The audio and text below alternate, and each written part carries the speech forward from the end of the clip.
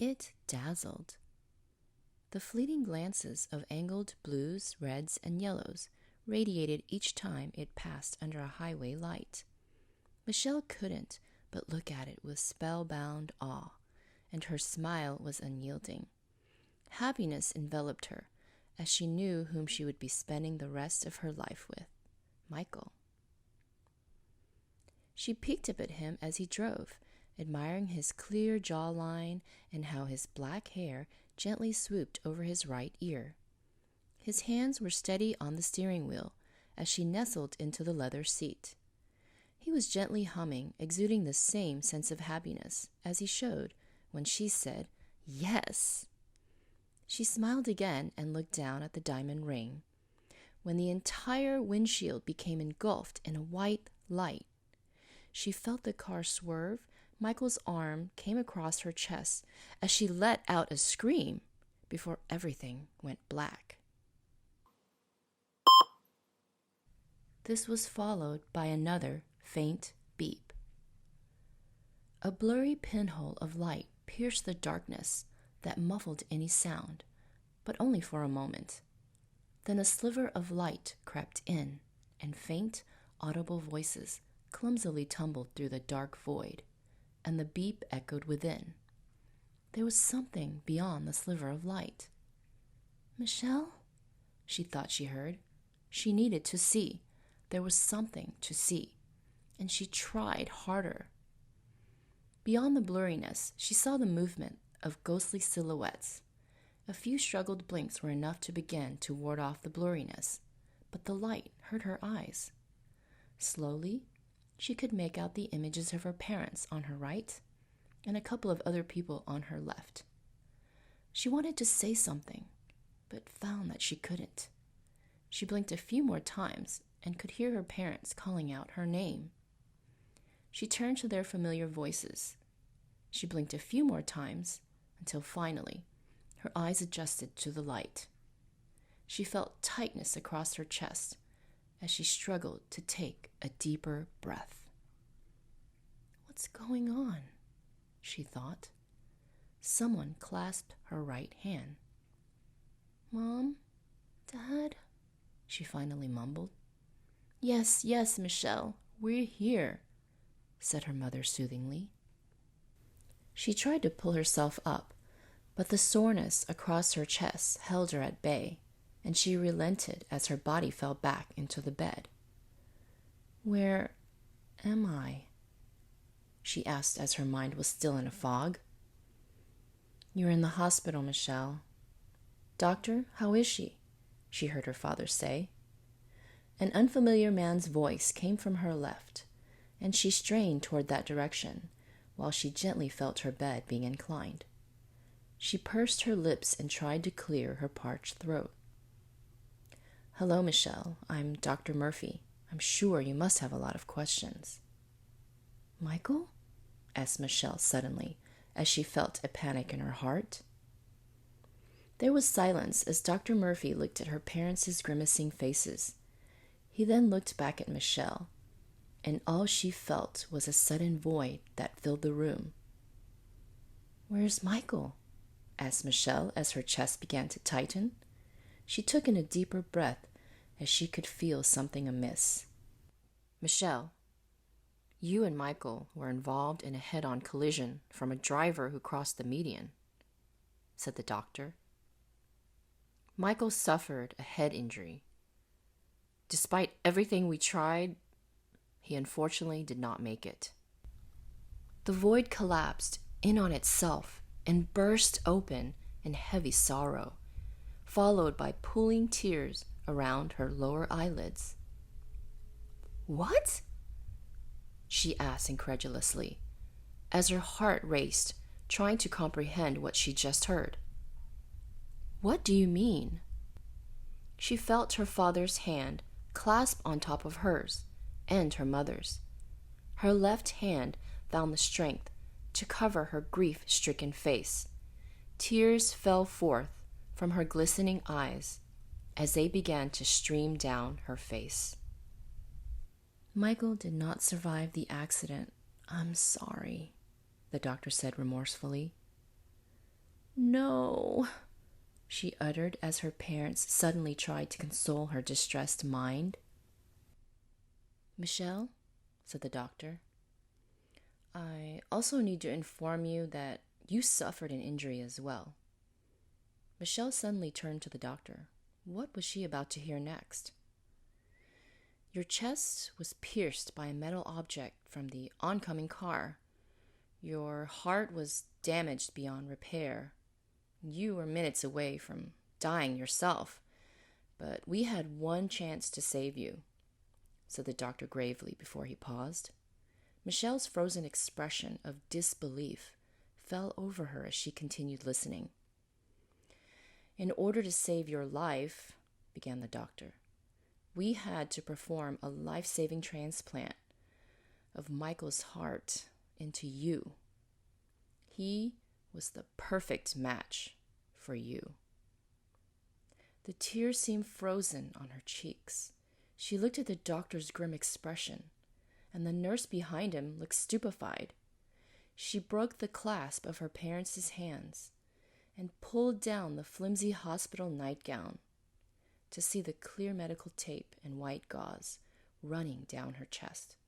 Suddenly, she felt her hands pulled away from her as she sank back into the bed and started to shake in grief. "No, Michael!" she yelled out as her vision became watery, as heartache so deep within her chest swelled up. "No, no!" was all she remembered saying, as Michael's heart pounded furiously within her chest. The shades of Blade seeped through the blinds even on that cloudy day. The shadows splayed themselves evenly along the grayish rug, like bars on a prison. They moved ever so slightly as the sun slowly arced over the sky. For 3 months, this was all Michelle could do during her leave of absence from work, as she lay on her side on the white sofa in a loose fetal position. She was alone, her one love taken away from her and unimaginably put inside of her. She heard the footsteps at the door, the fumbling of keys, the turning of the lock, and finally creaking of the door as her parents came in. They had been calm and patient all the while, concerned for their daughter's health. Her mother came over, gently bent down, and tapped her daughter's shoulder. "Hi, Mom," said Michelle, with a reticent smile, as she continued her gaze at the shadowy bars on the living room rug. "Hi, Michelle. Your father and I bought you good food to eat. Come eat when you're ready." Michelle nodded. Her mother quietly left Michelle and went back toward the kitchen, where her father was busily taking out homemade food in plastic containers salvaged from previous takeouts. This had been their routine after the life-saving surgery. They would come over to check up on their daughter, bringing over food and cleaning up where they could. Then, every other week, Michael's parents would do the same. When the smell of the reheating food wafted through the air, Michelle pushed herself off of the sofa of desolation. She pressed down her t-shirt and sweatpants. "Hi, Dad," she said, as he carefully brought over the hot dishes to the glass dining room table. He always smiled at her in a loving way, as any father would for their little princess. He encouraged her to eat. They would eat in silence, dabbing at the simple foods with their chopsticks, which she also enjoyed. She didn't have much of an appetite during those days, and Michelle found herself nibbling at her food. If it wasn't for her and Michael's parents, she was certain she would have died of starvation. After dinner, when her parents packed up and organized the food in her refrigerator, she stood at the open door as her parents would look at her with worried faces. She would put on a strong face for them and thank them for the week's worth of food. There was an exchange of awkward hugs, and her parents would then gingerly walk down the hall as she closed the door. She felt guilty for having to put them through this extraordinary effort for her, but the will to live had left her long ago. As she stepped out of the shower that night, she stood there naked in front of the steamed-over mirror. She rubbed the top portion of the mirror to reveal her young, pretty face with her hair in a bun. She stood straight up and placed her right hand against the mirror, and with each swipe came a squeal. The young scar that looked like a fault line that ran down between her breasts stared back at her. She gently ran her fingers down the scar from the top, pushing down droplets of water until she reached his heart. She flattened her palm along her chest and closed her eyes. She could feel the beating of Michael's heart from within. She listened for him, as every beat was his way of telling her that he was still there. "I miss you," she whispered with her eyes closed, holding back a few tears. That following Saturday, Michael's sister Julie dropped by in the late morning. She was a few years younger than Michelle, but the two bonded when Michelle started dating Michael. After eating a few of the pastries she brought almost every Saturday, they sat on the sofa talking, though it was mainly Julie. Julie would talk about work, her on and off dating life, the latest K-pop news, as she was a hardcore fan, but overall, she was trying to cheer Michelle up. She was supposed to be her sister-in-law. Michelle liked having Julie around, as she reminded her of Michael. As Julie finished talking about the fashion sense of one of her K-pop idols, Michelle looked up at Julie fondly. Her bright brown eyes were set back on her glistening skin, with just enough makeup to accentuate her youthful beauty, and her thick black hair was pulled over to one side and rested on her shoulder. "Thank you," said Michelle humbly. Julie looked up at Michelle, who was no longer the vibrant woman she had been months earlier. Sadness masked her face. Her eyes were a slight puffy red, and her hair was simply tied back in a ponytail that day. Julie reached out for Michelle's hands, which she allowed, and the warmth of their hands comforted each other. Though Michael was gone, Julie's fondness for Michelle never left, as she uttered, "You will always be my 언니." Michelle looked up at the cute pair of eyes looking back at her, and she laughed, something she hadn't done in a while, and Julie pulled her in for a sisterly embrace. Michelle knew the day would come, but she couldn't bear it. But slowly and surely, she started to pack Michael's things. On some days, she would simply pick up one of his items and stare at it fondly as a memory would steal her mind. Items that sparked such memories she would keep, but many other items simply piled up as reluctance stole away her will to pack them away. But the closet was the hardest. She would often lean up against the side of the closet, where she could still smell Michael. Seeing each shirt and pair of pants had more meaning since she could see him in them and remember what he looked like. She would even sometimes hold on to one of his shirts and inhale his scent. And she was certain that she felt his heart beat a bit harder each time. But as the days went by, she neatly folded his pants and shirts. She left on the closet rod only the ones that had the fondest memories or scent on them. Michael was very fond of shoes and would even stock up on them. One night, she decided to tackle a few boxes of new shoes in the back of the closet. She was amused by the opening of each new box of shoes, which gave her a momentary respite from the sadness. She couldn't complain about his modest excess, as her own penchant for fashionable shoes was so large that the guest closet was devoted entirely to her shoe collection. She came across 2 boxes of sneakers, which baffled her. She opened up the first box, and it was a pair of gray women's sneakers with blazing purple striping, her favorite color. A post-it note was right on top of them that simply had one word written on it: Michelle. She put the box down and held up the post-it note. It was indeed Michael's handwriting, but she was dumbfounded as to the purpose of the note. She put it down and picked up the second box and opened it. In it was a similar pair of gray sneakers with purple striping, but the men's version, and it too had a post-it note.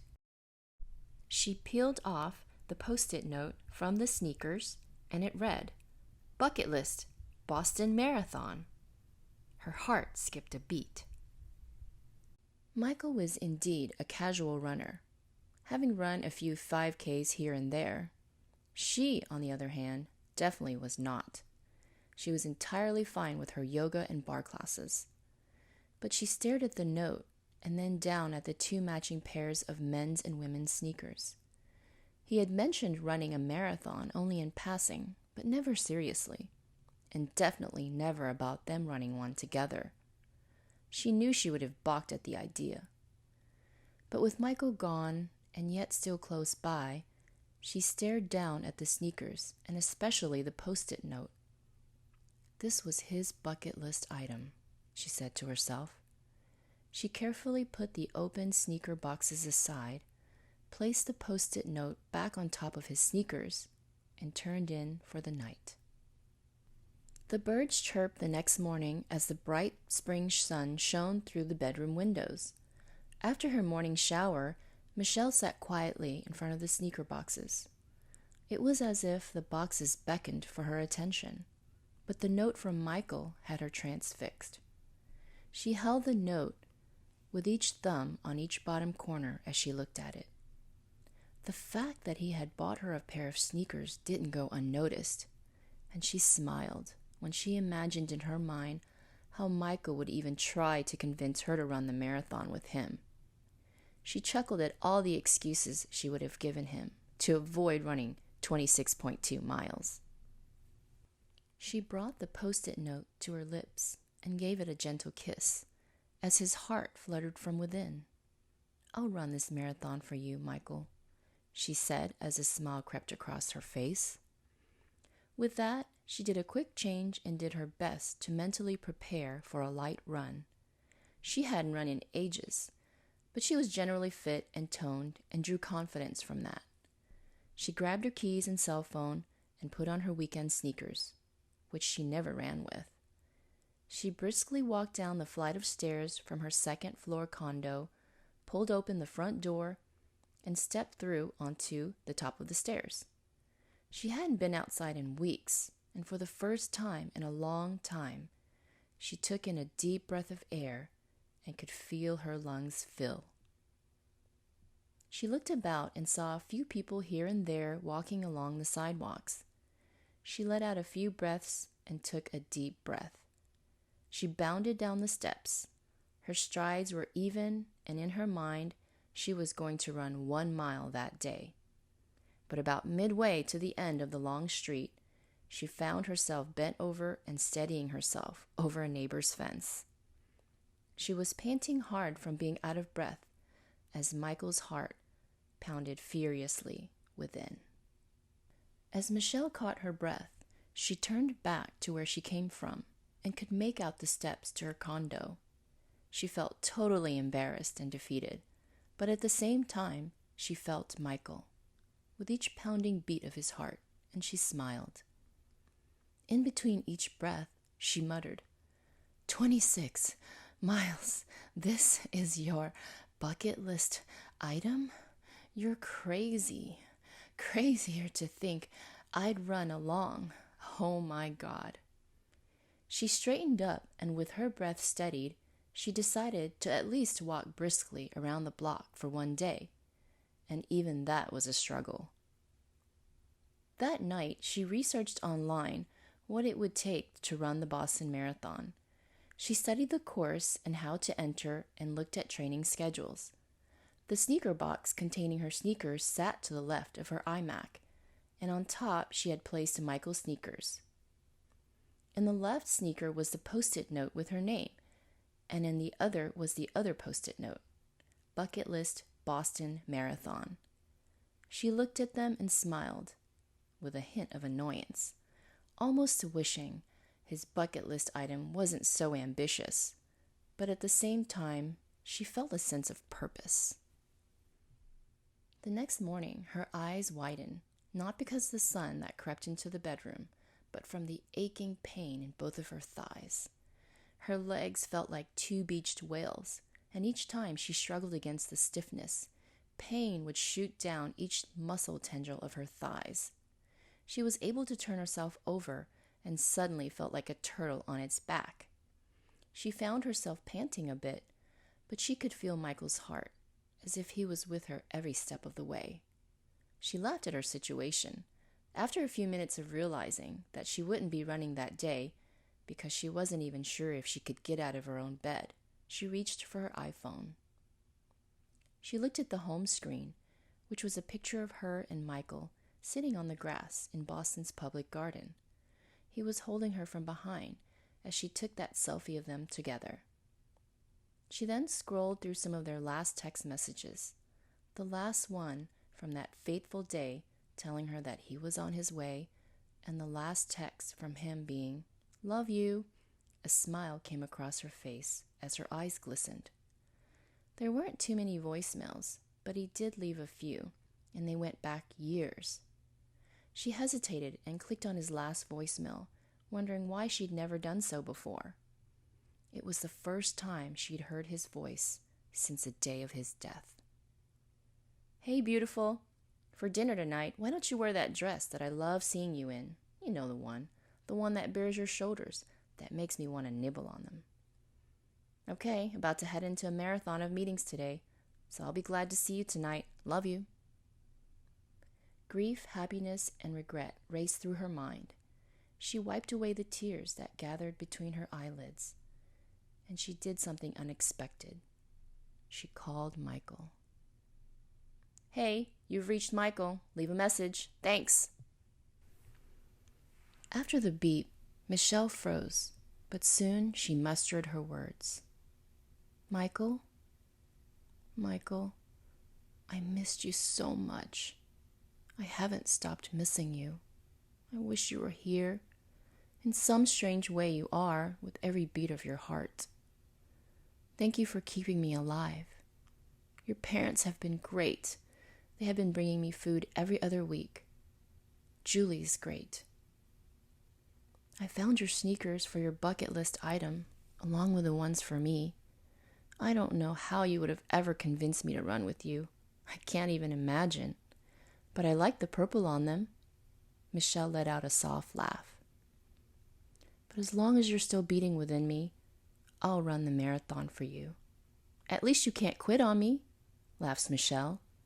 "I promise. I love you," said Michelle before she ended the call. She turned up toward the ceiling and could still feel the throbbing pain in her thighs that reaffirmed that she would not be running that day. Shopping for the latest fashions and trying on new shoes made her quite happy. But since Michael's passing, that no longer seemed important anymore. However, she decided that if she was going to run, she should have proper, if not fashionable, outfits for the training. She bought a new pair of sneakers to train in and had decided that if the far-off possibility of running a marathon was going to be a reality, then she'd wear the sneakers that Michael had bought for her. But on that day, doubts about running a marathon held firm, and perhaps she'd just end up running a bit more. After dumping out the new leggings, shorts, tops, and light windbreakers onto the bed, she selected her outfit for her second running attempt. She stretched out her somewhat sore legs a bit in the living room before exiting into the cool air that waited outside for her.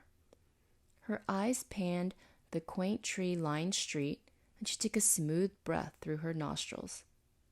She started running down the sidewalk with confidence, but soon she had to stop. Her legs could no longer power her forward, and she was out of breath. She was almost at the same place where her body gave out the first time around, but she wasn't unhappy. Through every labored breath, She could feel every single beat of Michael's heart pounding away. She could feel him more than ever. She stood up with a solemn face as her breath caught up and she smiled. "Okay, take me home, Michael." She jogged back toward the brownstone, and every single beat of his heart brought a smile to her face. The run back to the condo wasn't that bad, and feeling Michael, she knew that she would be running again. By that Friday, as she rounded the block toward her brownstone, her strides were no longer graceful, and her arms were flailing a bit. But upon seeing the stone stairs to her brownstone, she felt a happiness that had left her so seemingly long ago. Michael's heart was feeling stronger with each thump inside her chest. She believed that his heart was happier too, to finally be doing something instead of moping around. That night, as she nestled into her bed, she called Michael once more. "Hey, honey, you'd be so proud of me. I jogged around the entire block without stopping, but I think you already knew that." She smiled. "I can feel you now. You're finally a part of my life again. I love you."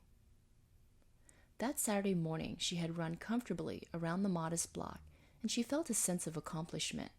Her breathing was steadier, and the rhythm between her breaths, her strides, and the beat of Michael's heart were coming together. She felt she was making progress, one stride at a time. She bounded up the steps with a newfound sense of energy, which suddenly abandoned her as she saw her parents in her condo. Michelle sat in the middle of the couch, withdrawn into her own cocoon. Her hands were clasped in between her knees, and her head cowering as each scathing scold from her mother stabbed at her. It was the condo of flying daggers, except that each dagger was laced with poisonous guilt, propelled in a mixture of Chinese and English. It was, in a sense, a verbal death by 1,000 cuts, but these cuts were emotional, and each was designed to attack from each side. Some were more pleading, while others would reach a crescendo that made her shudder as her mother circled her like a vulture taunting its prey. Her father stood silently by, leaning up against the wall listening. The guilt was overbearing, and she could feel the weight of her mother's admonishment.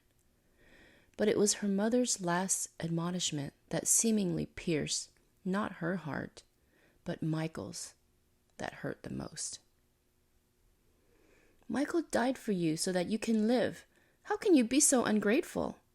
His family already lost him, and now you want to kill yourself too? If you died with his heart, how do you think Michael's parents would feel?" Toward the end, her mother beseeched her to stop running, and Michelle reluctantly agreed by nodding her head. Her reluctant assent to her mother's wishes elicited a calming voice from her mother, who placated her earlier admonishment by assuring her that she was making the right decision. She sat down next to Michelle and looked caringly at her disappointed daughter. "Your father and I only want what is best for you. Michael would want that for you too. Don't be foolish. Be good and get on with your life," lectured her mother before she left along with her father later that morning. The next morning, despite all the motherly admonishment, Michelle was flushed with rebellious determination. Normally, she would give in to her mother's wishes, but maybe Michael's heart fueled a surge of will, and she welcomed it. She put on her outfit, laced up her sneakers, and opened the door, when Michael's parents appeared before her with his father in mid-knock. She felt Michael's heart sink. Her parents must have told Michael's parents. Her mother was good, wielding an art of war strategy to wage a war on two fronts, to stretch an army's resources. But Michael's parents were calmer, despite her being outfitted in running gear. Michael's father had a rounder face but distinct features, and his hair was slightly graying. His rounder stature was befitting an Asian man in his later years. His mother, on the other hand, was always well put together, and her shoulder-length hair danced about her face, which was accentuated with makeup. Michelle insisted on making tea, but Michael's mother usurped that, not in a rude manner, but in a caring one. "Why are you running?" Mr. Kim asked in his usual firm voice. Michelle explained to Michael's parents about finding the sneakers and how it seemed to be a bucket list item, though she had to explain what a bucket list was to them. "Michelle, you don't need to do this. Michael would just want you to live. Please don't endanger his heart," pleaded Mrs. Kim. What could she say to Michael's mother, the one that gave birth to him and the one that had to bury him at too early an age? Michelle fell silent. "Listen to your mother and listen to us. You don't need to do this. Michael would be fine with what you just did, but he wouldn't want you to put your life in danger. He gave you his heart to live, not to run," said Mr. Kim in a pragmatic tone. Mrs. Kim stifled a couple of whimpers at the sound of how her son donated his heart. Michelle felt like she was in a dramatic Korean drama scene where suddenly the camera fell onto her. As Michael's father beamed at her and his mother looked up with teary eyes, she acquiesced to not running. She could feel purpose being hollowed out of her chest as Michael's heart stood on a wobbly column of hope, ready to fall into the abyss. But it did not. When Michael's parents left her grayish condo, she was all alone. Dreariness settled in, and she found herself on the couch once more.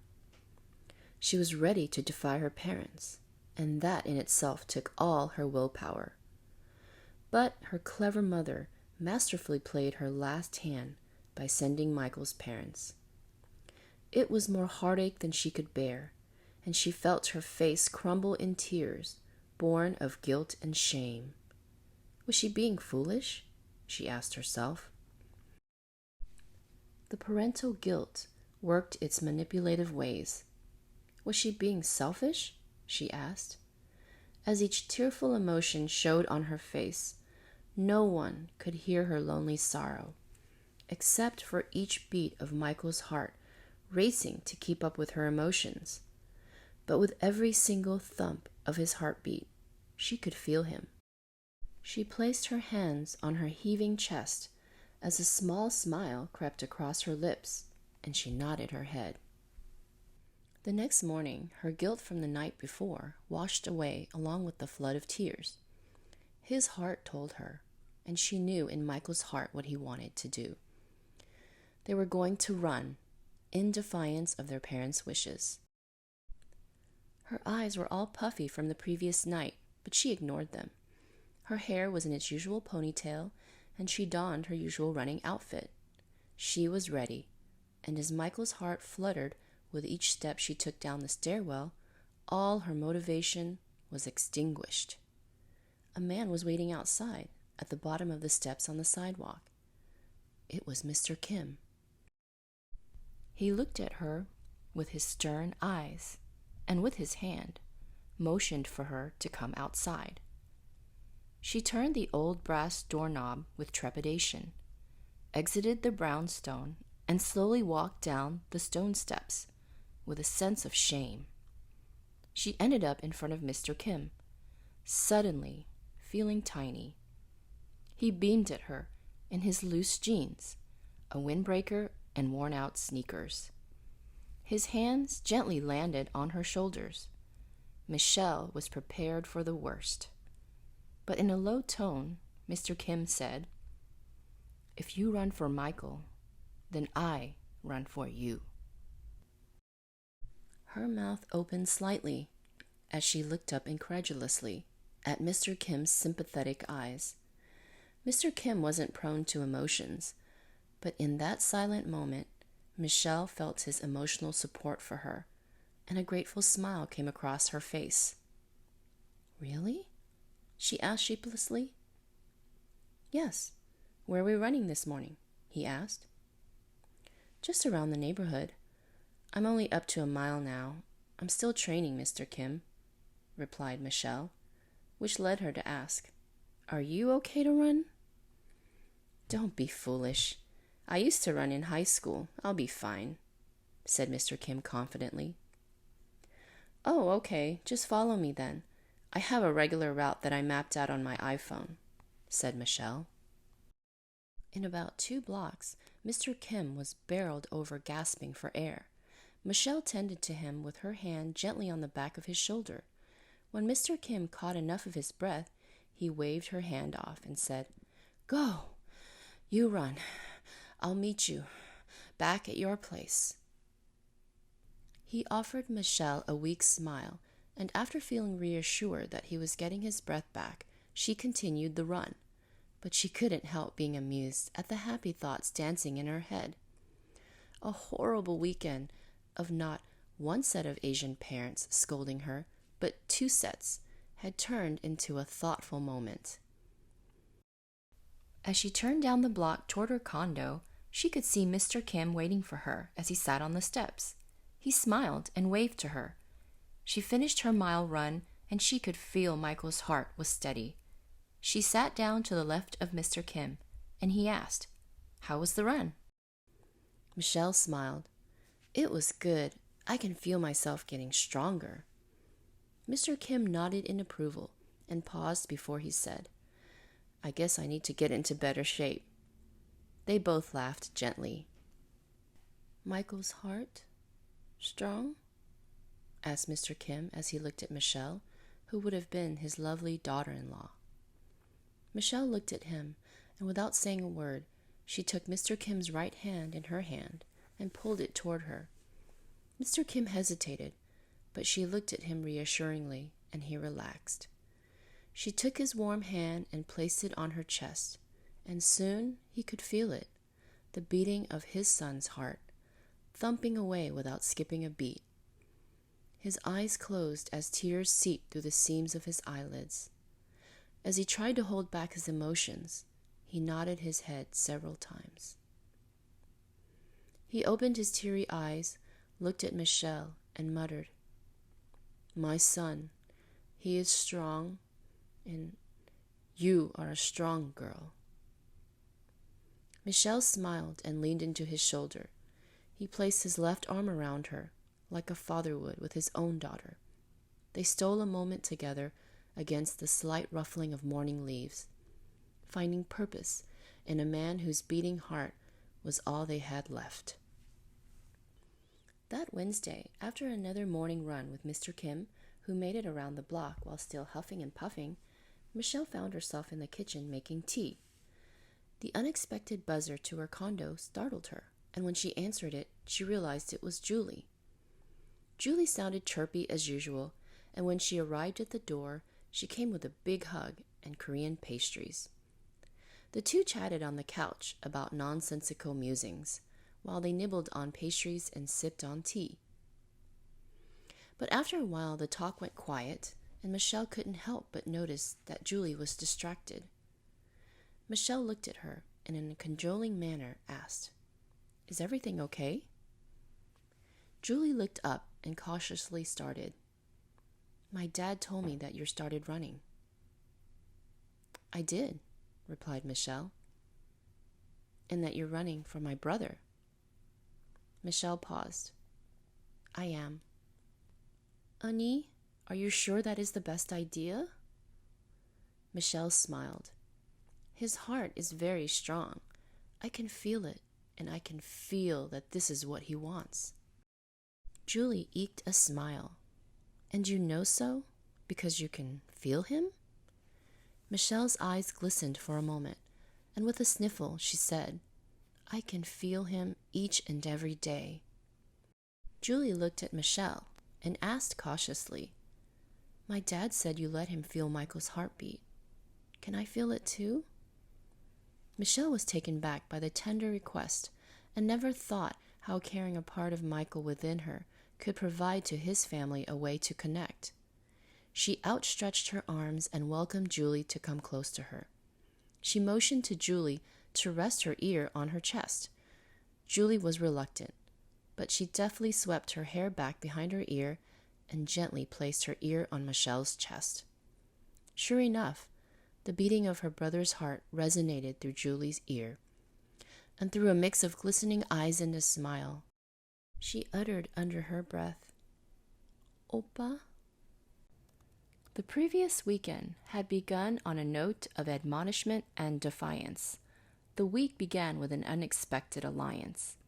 The middle of the week was a sentimental one, but the next weekend it was the resurrection of her mother's will to stop her from running when she discovered that Michelle had defied her. Michelle's parents had arrived early Saturday morning and started to berate her, pleading with her not to run. Her mother exacted all her wushu moves of guilt and shame, but Michelle was stronger this time around. She held steadfast, but her will could only last so long until Michael's parents arrived. Her mother thought that by bringing Michael's parents for a two-pronged assault would it finally send some sense into her daughter. But to her mother's surprise, she was betrayed by Mr. Kim, who went to Michelle's defense. Mr. Kim was very respectful and played to Mrs. Wang's sensibilities, but she would not hear of it. At times, she feigned death, acting as if her own heart was going to give out from the pressure that Michelle was putting on her. But no one paid much attention to her Oscar-worthy act. That's when she realized that Mrs. Kim was silent, and she asked, "How about you? How do you feel about all of this?" Silence suddenly fell into the room, and all eyes shifted to Mrs. Kim. She looked up and glanced furtively at her husband and said, "I don't think Michelle should run." "Finally, someone with common sense!" exclaimed Mrs. Wang, but Mr. Kim quickly interceded in an effort to turn the tides of alliances. In an excited exchange of Korean, Mrs. Kim turned to Michelle and asked, "This is what my son wanted?" Michelle turned to her and respectfully nodded, to which Mrs. Kim asked, "How can you be so sure?" Michelle stood there, stupefied for a moment, until she knew what she had to do. She asked for a moment and dashed into the bedroom and came back with a box of sneakers. She stood in front of Mrs. Kim and held the box in one hand. Mrs. Kim looked down at the box and then up, dumbfounded. Michelle pulled up the lid and placed it underneath the box. She gently pulled away the tissue paper and pulled out the post-it note as Michelle's parents came closer. "When I was going through Michael's things, I found this new pair of sneakers. He wrote this," said Michelle as she handed the post-it note to Mrs. Kim. Mrs. Kim nervously took the note and immediately recognized her son's handwriting. She read the simple note, "Bucket list, Boston Marathon." Mrs. Kim looked up at Michelle. "This is what my son wanted?" Without hesitation, Michelle said, "In my heart." But Michelle paused as she placed her hands over her chest. "In his heart, I can feel this is what he wanted." Mrs. Kim's lips trembled as she looked up at her husband. Then she looked back at Michelle, and she simply said, "Then run for my son." Michelle quickly smiled as she was able to get Mrs. Kim onto her side, but the celebration was short-lived as her mother intercepted in Chinese. "Oh, the dizziness! My head! It's spinning!" She knew she had lost, but she wasn't going to lose without some compensation, so she looked sternly at Michelle's father. In a militant tone, she barked at him, "If our daughter is running, then you run with her too." Mr. Wang almost barreled over at hearing what his wife wanted him to do, and he stammered, "You want me to do what?" "You will run with our only daughter to make sure she is okay," commanded Mrs. Wang. "But he's running with her," he protested as he looked over to Mr. Kim. "I don't care. If our daughter is running, then you're running with her." "But what happens if I have a heart attack?" asked Mr. Wang.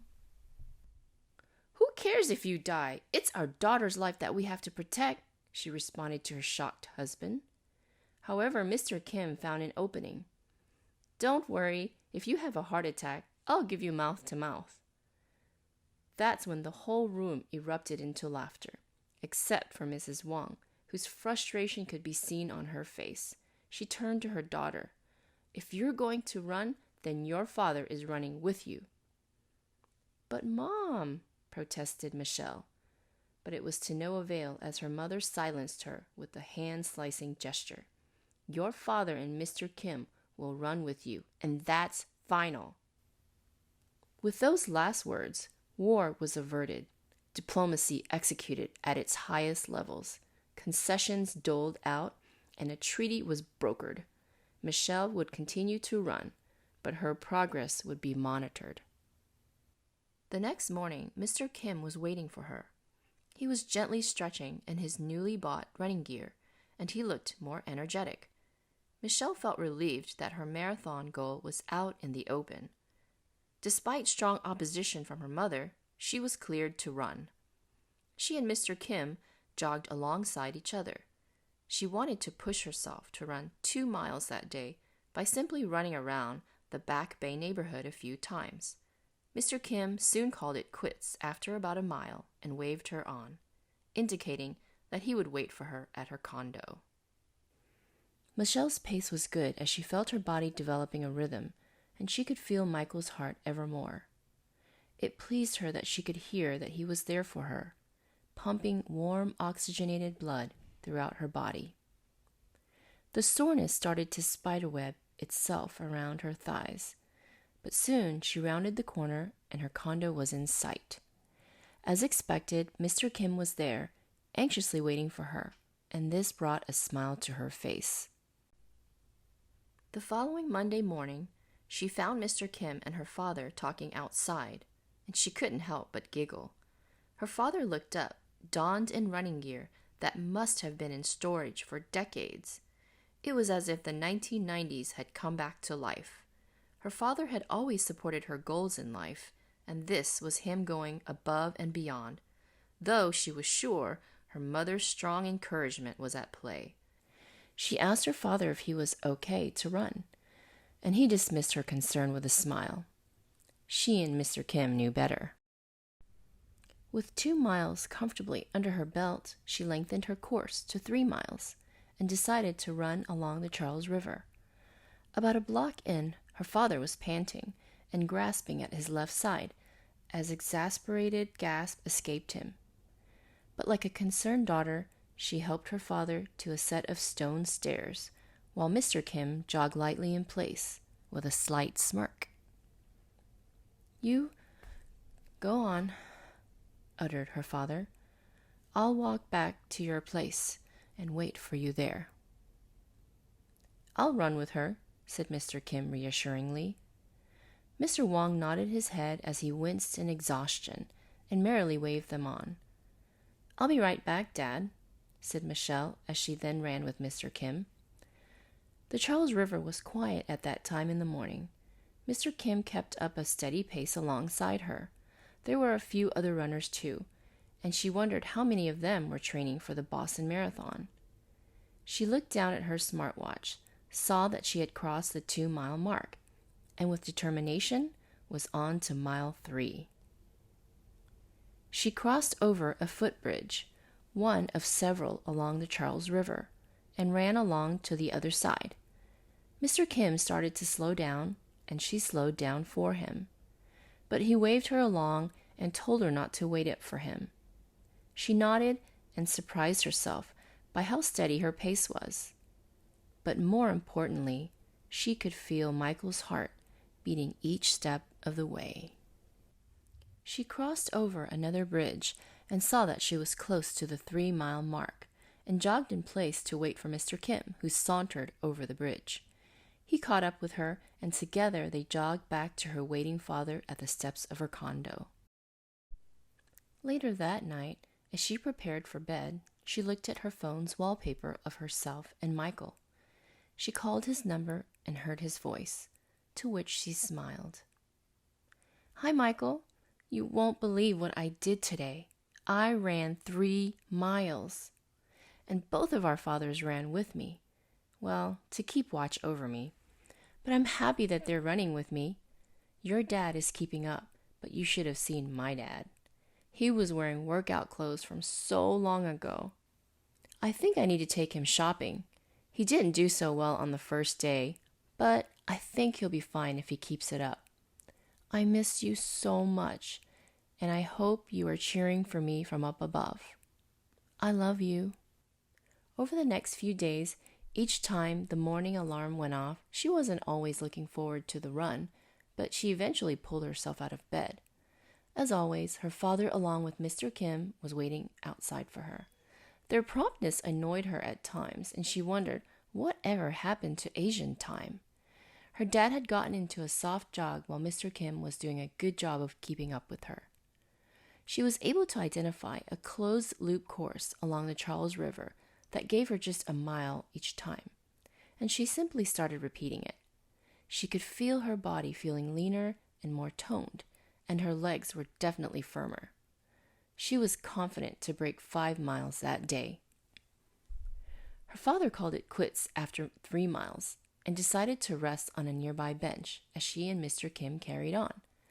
At the 4-mile mark, Mr. Kim decided to join his new running companion on the bench as well, leaving Michelle to finish mile 5. It was just her from there on, every single pump of her arms, her steady breathing, and each footfall on the path. She crossed over the first bridge and ran along the other side of the Charles. She was feeling some stiffening in her thighs, but her breathing was steady. She crossed onto the bridge to see how much further before breaking the 5-mile mark, and she had about a quarter of a mile. The anticipated milestone brought new energy to her run. By the time she crossed over the bridge and made it back to the bench, she passed the 5-mile mark, and she gave herself a congratulatory fist pump. Never in her entire life did she ever think she would run 5 miles. Later that night, she could feel soreness in her joints. The repeated impacts to her joints was causing them to stiffen up, and she found she needed to massage them. She rolled playfully onto her stomach, which caused her black hair to swing to one side. With her phone in hand, she called Michael again. "Hi, honey. I did it. I ran 5 miles today. It felt great, but I'm starting to feel the pain, so I hope this will all be worth it when I run that marathon." I can't believe I just said that. I'm going to run a marathon. I can't believe I'm really doing this. I hope you're proud. I'm doing this for you. I love you. The mild summer lent itself to comfortable running, and as the week wore on, the 6th mile came down, along with the 7th, the 8th, then the 9th mile. It was getting harder with each mile, and she found that running the same loop around the Charles and over the bridges was getting kind of boring. But she was always happy to see her father and Mr. Kim, who had both made great progress. Both had lost weight and looked better for men of their age. But they both agreed that stopping at the 5-mile mark was more than enough for them as they waited for her at the bench. Each time she passed them, they would cheer her on, and that made her smile. Mile 10 was in reach as she crossed over the bridge. Another big milestone was going to be broken that day. She crossed over the footbridge. Her smartwatch alerted her that she had just hit mile 10. The smile that spread across her face widened. She quickened her pace in excitement toward her 2 fathers, who had become cheerful chums over the past few months. She saw them playfully thrusting their hands up into the air as they also knew that she hit mile 10. As quickly as she smiled at the scene, the smile fell from her face. The air in her lungs suddenly vanished. A sharp vice lock of pain clenched at her chest, and soon she could only see darkness. Seconds later, another faint beep wobbled through the cocoon of darkness. The fleeting light was brief, as it soon faded away, followed only by another beep. She heard herself exhale slightly, and could hear smothered voices close by. The slit of light opened wider, and the view was out of focus as shadows moved about her. Something unintelligible could be heard through the cloudy vision as the light grew stronger. Something gently held her hand. It was warm, reassuring, and familiar. The grogginess soon lifted, and she could see her parents, along with Michael's, near her. Where was she? She thought. What happened? Michelle, cooed her worried mother as she held her hand. She turned to her mother in confusion and struggled to utter, Mom, what happened? Her mother placed her second hand on Michelle's and rubbed them. She cast her eyes downward and didn't say a word as her father stepped in somberly behind her mother. Michelle turned to Michael's parents at the end of the bed to see their worried faces. She was in a hospital, she soon realized. A state of confusion entered her mind as she drew her hand over her chest. Just then, the doctor stepped into the room, and he smiled as he saw that she was awake. Michelle, I wasn't expecting to see you again, said Dr. Murphy. Michelle looked confused, but asked, What happened? Well, Michelle, let me be just upfront and tell you. You had a mild heart attack. Michelle was in disbelief as she clenched the nightgown about her chest. She felt she had to ask, Will I be okay? Oh, yes, you'll be fine. I heard you were running for the marathon. Usually most people take it easy after a heart transplant, but others like yourself decide to do something challenging. You'll be back up and running in no time. She will not be running anymore, stammered her mother as she beamed at the doctor's incredulous suggestion. I assure you and Michelle, this was just a mild heart attack. With some rest, she can get back on her feet and... She will not, exclaimed her mother. She will no longer do something so foolish. Michelle could feel all the worries and anguish course through her mother's hand into hers. But Mom, pleaded Michelle as she could feel Michael's heartbeat quickening. You will run no more, stated her mother firmly as the room fell silent and Michelle felt completely alone. The shadowy bars splayed across the rug once more, slowly moving along the rug as Michelle simply stared at them. She had lain on her couch without purpose for the better part of the past month since the heart attack. Bereft of her only means to connect with Michael's heart in a meaningful way, her sense of purpose was replaced with loneliness. Haunting thoughts and questions held steadfast in her mind. Did she not wait long enough after the transplant to pursue running the marathon? Did she train too hard, even though she could feel Michael's heart yearning for the blood pumping through his heart? Was Michael's heart not strong enough? But what bothered her, and she continued asking herself, was she letting Michael down by not running? Was his heart weighed down by the disappointment that she immeasurably felt? What if she died and his gift to her would have been in vain? Michael's family had invited her and her family over for Thanksgiving dinner. It would be the Kims' first Thanksgiving dinner without their son, and having Michelle over would symbolically bring Michael into their home. Michelle was grateful for being around family that supported her recovery and short-lived marathon stint. The mood was warm and cheerful. The two families had been through so much together and had become closer by it. Michelle, along with her family, had gathered at the dining room table, which was filled with a traditional Thanksgiving meal. From fresh cranberry sauce, smooth and creamy mashed potatoes, moist stuffing, juicy corn on a cob, and the centerpiece, a perfectly roasted turkey. And instead of ham, was a stack of deliciously fresh, off-the-grill kalbi, a typical Korean barbecued beef short rib. Michelle sat next to Julie on one side of the table, while her parents sat across from her. Mr. Kim took the end seat near Michelle, while Mrs. Kim took the other end seat. Despite her mood and the heaviness in her heart, she couldn't deny her stomach all the mouth-watering food set before her. Her nose was drawn to the kalbi as the smell of the caramelized marinade on the barbecued short rib wafted through her nose and tempted her stomach. Before she could dig in, Mr. Kim acknowledged everyone, and her parents graciously thanked him for the hospitality. Mr. Kim took up his glass of white wine, and everyone else followed suit.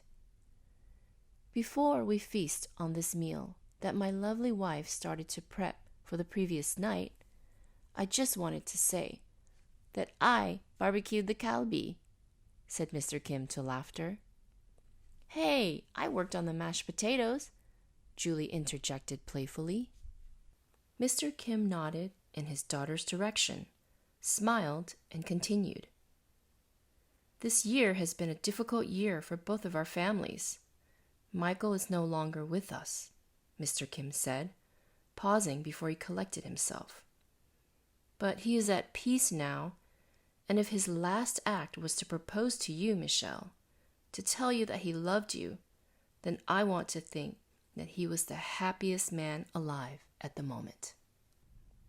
Tension wove through Michelle's chest, along with a slight quivering of emotion around her eyelids, but she stayed focused and listened intently. Michelle, I know that Michael is no longer with us, but if he was, I know that you would have been a lovely daughter-in-law. I want you to know, along with my family, we will always consider you to be a part of our family as you hold Michael's heart. You'll always be my Annie, said Julie as she gently placed her hand on top of Michelle's, to which she smiled and reciprocated the gesture. Michael lives on in you, and I want to think he would want you to live to life's fullest. Michelle could feel Michael's heart beat faster as a flurry of emotions flooded her mind, but she managed to smile as Julie's warm hand on hers offered her support. Then Mr. Kim continued. So Michelle, live on for Michael, and also live for yourself, okay? Asked Mr. Kim. Michelle composed herself, and she was heartened to hear others at the table sniffling from the heartfelt words. Despite all the gloom, one thought that entered her mind was Michael's elated expression when she said yes. This made her smile, and she looked back at Mr. Kim and said, I will. Mr. Kim looked approvingly. Well then, everyone, cheers, said a somber Mr. Kim, as everyone brought their glasses up to the sound of that familiar clink. Everyone then dug into their favorite dish, while Mr. Kim began carving the turkey with hungry anticipation. Black Friday was chilly, and all Michelle wanted to do was stay in the cocooned warmth of her bed. She could still feel the heft of the Thanksgiving meal in the deepest pit of her stomach, while the kalbi glaze seemed to have coated itself around her own ribs. But soon enough, she begrudgingly walked into the bathroom to begin her morning routine. After her hot shower, she stepped in front of the steamed mirror. With a couple of broad swipes from the washcloth, she looked at herself in the mirror. Her pale complexion stared back at her, along with her brown eyes and damp, wavy black hair. Emptiness stared back at her. She unwrapped the towel from her chest and let it simply drop around her feet. The scar ran down the middle of her chest, an ugly reminder of that fateful night, but a hopeful reminder of what lay beneath, the beating heart of the man she loved. She ran her fingers along the scar, feeling each ripple of scar tissue until she flattened her palm against her chest. Her eyes closed, and she smiled as she felt each heartbeat. It was steady and smooth. Michael was still with her. With her eyes closed, she listened intently, letting the heartbeat reverberate through her hand, up through her arm, and finally to her ears. She nodded gently a few times in silence and then opened her eyes. She pursed her lips and nodded to herself in the mirror and finished her morning routine.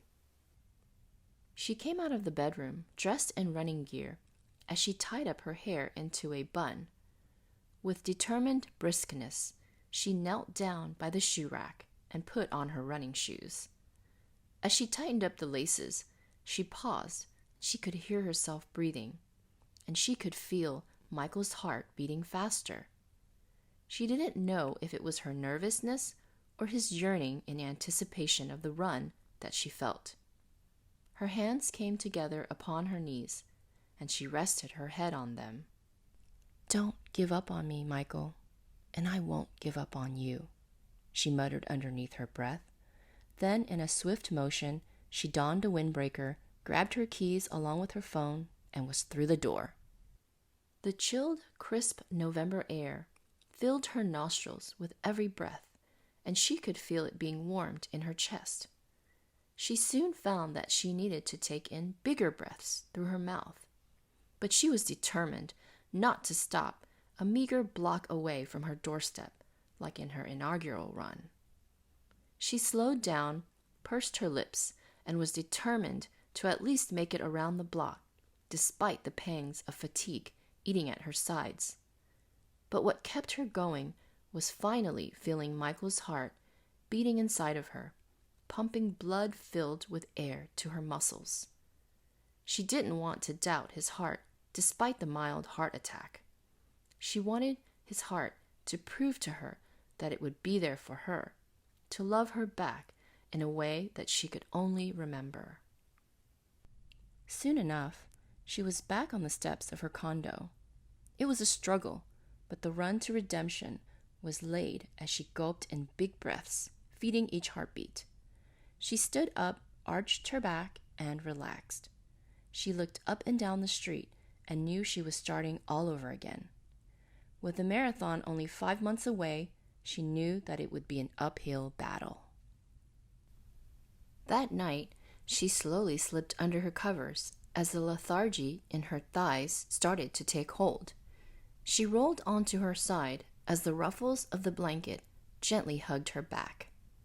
For a moment, she took in the warmth that enveloped her and then opened her eyes as they focused on her phone.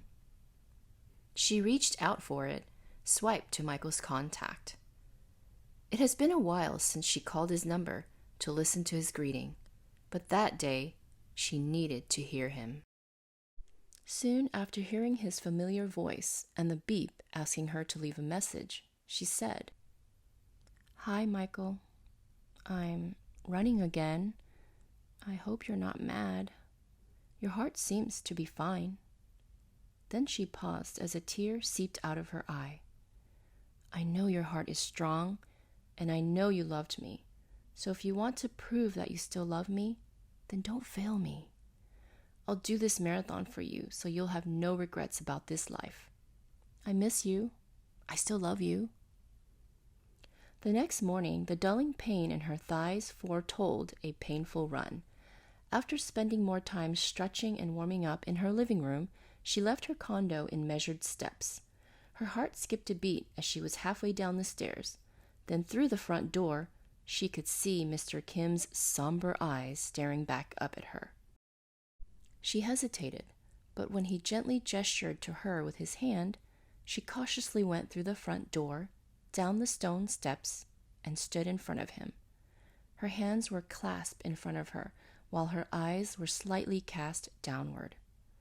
Mr. Kim beamed down at Michelle, and in a low tone, he simply said, "You run for Michael? I run for you." Michelle looked up at him as his words shed any shackles of guilt or shame that may have lingered. Her doubtful expression rippled away as a sense of gratefulness started to tremble along her skin, and she instinctively moved toward Mr. Kim for assurance. At that moment, Mr. Kim saw how lonely Michelle was, who would have been his daughter-in-law, and his fatherly sense arose as he opened up his arms to her. She leaned into him as he gave a couple of soothing pats across her shoulder. Michelle closed her eyes, and for a moment she didn't feel alone. As they parted, she asked, "How did you know?" Mr. Kim paused. "Your eyes told me during Thanksgiving dinner, and Michael would not quit, so I knew you would not quit." Michelle smiled and retorted, "Michael would not have quit, but I have to tell you, we have to go slow today. I'm a bit sore." "Oh, thank goodness. I haven't run since a few months back, so slow is good for me," stammered Mr. Kim as they both laughed. They ran in measured steps for 1 block that Sunday afternoon. A week had barely passed, and on that fateful Saturday morning, Michelle sat in the middle of her couch. The Kims, along with Julie, were standing off to the side, their faces resigned. Her father stood behind her from the kitchen counter, but her mother furiously paced back and forth behind her while uttering mumbled scoldings. But every now and then she'd sharply turn to Michelle and launch a sharp verbal stab at her. Michelle had her defenses up, but she still cringed as each of her mother's zingers bounced off her mental force shield.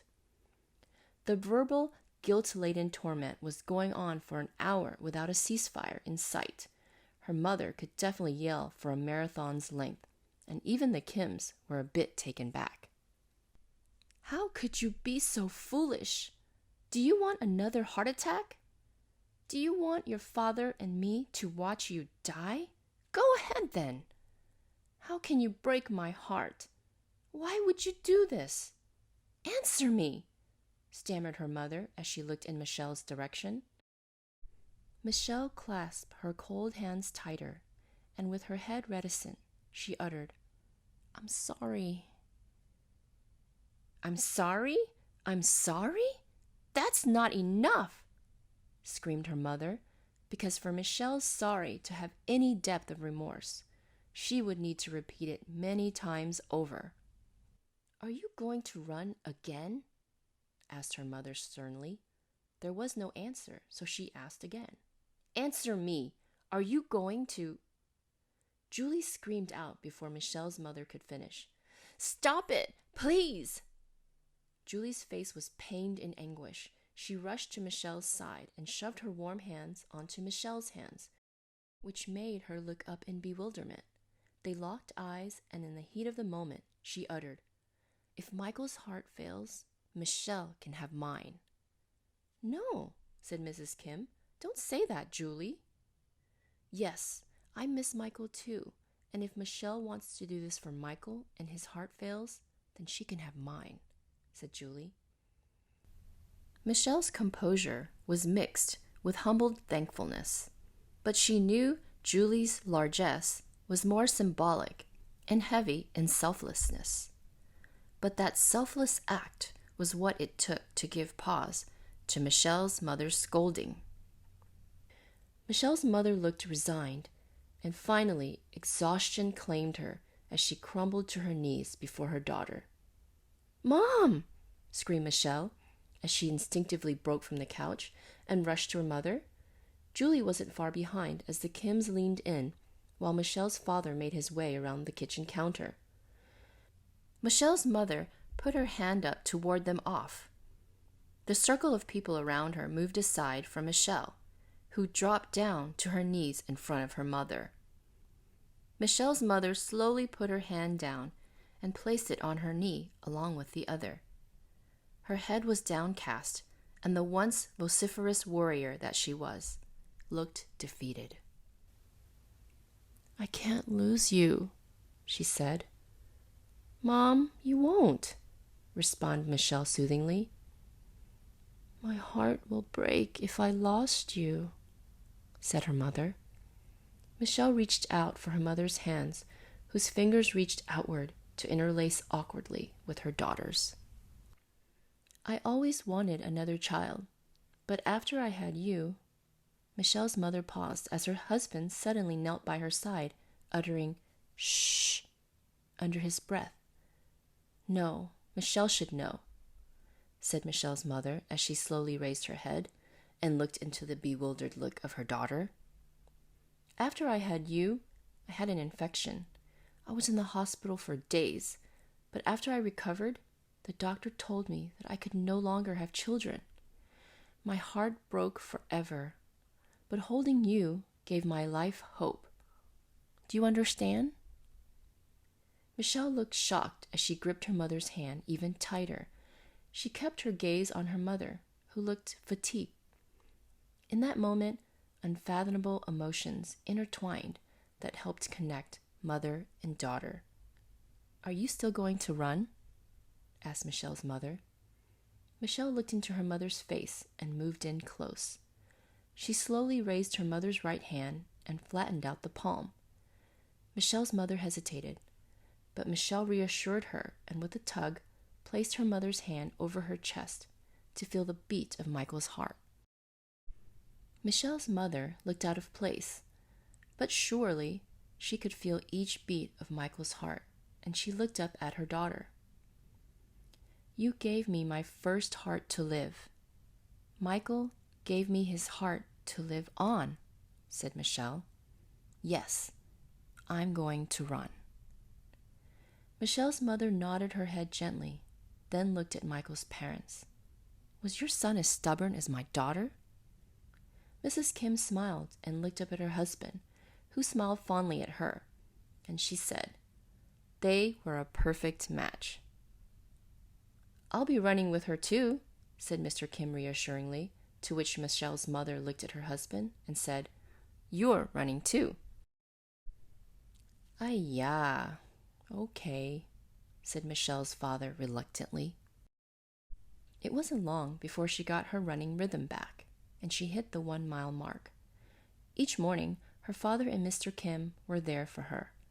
The first few days, her father fell behind as he built up his endurance, but he urged her and Mr. Kim to go on. The next weekend, Julie greeted her at the bottom of the steps and said that she would run with her while giving their fathers a break.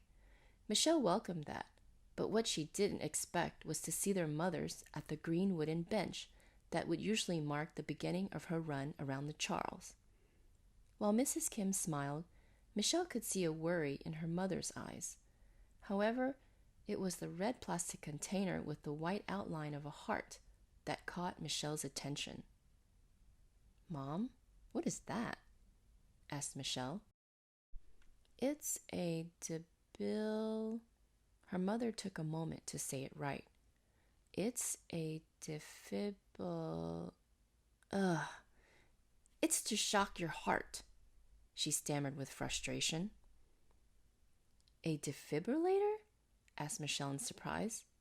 "Yes, that's it." Michelle was surprised. "Where did you get that?" "Amazon. You can buy anything on Amazon," said her mother confidently as she patted the plastic box lightly. "Oh, Mom, I'll be fine. I feel great right now," said Michelle with a grin, though she was touched. Her mother rarely showed her emotions directly, but it was through Asian parents' actions that showed how much they cared. "I hope so," said her mother, but her tone betrayed the fact that she still disapproved of her daughter running. There, let her run. Don't make her worry. She needs to run with good thoughts. And Julie will be with her," added Mrs. Kim. "I got her. Don't worry, Mom and Mrs. Wong. I'll be with Michelle all the way," said Julie excitedly as she gently tugged Michelle, who followed her along the asphalt path as a worried mother watched on. Michelle slid beneath the covers of her bed, albeit a little more gingerly. Her black hair was gently swept behind her ears as she turned over onto her side toward the end table, her eyes transfixed on her cell phone for a moment before she reached out for it. She called Michael, and as her eyes closed briefly, she listened to his greeting. "Hi, Michael. I hope you can see the progress that I'm making. Your parents have been great, and your sister has been awesome. My mom stands there, worried, holding on to that silly defibrillator. It's getting really cold out there now, and you know how I feel about the cold. I miss your warmth when you used to pull me in tight against your chest during the winters. I really do miss you, but each time I feel your heart beating when I'm running, I know you're with me. I still have a long way to go. Be strong for me. I miss you. The daily runs continued, and soon her breathing was smooth, and Michael's heart was beating in sync by mile 3. Her father and Mr. Kim were able to finally keep up with her. But by mile 5, they decided to settle onto the bench, where their wives, dressed in down-filled coats, had warm tea and coffee ready for them. Michelle was warmed by the closeness of the two sets of parents.